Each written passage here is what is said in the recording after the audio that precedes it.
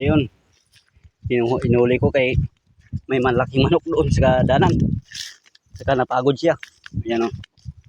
Part 2. Tara na. Tara. Lagyan ko ng tali kay medyo bagong train. Kanina ayaw mahuli. Kay ipagsalpukan. Ayan siya. Yan. Nilagyan ko muna ng tali. Tara no. Balikan pala si Uwi no.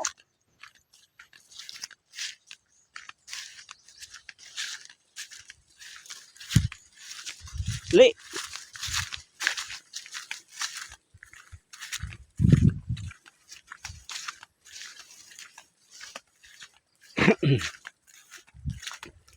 Malapit na rin 1 kilometro nilakad namin. Okay. So, medyo malayo pa.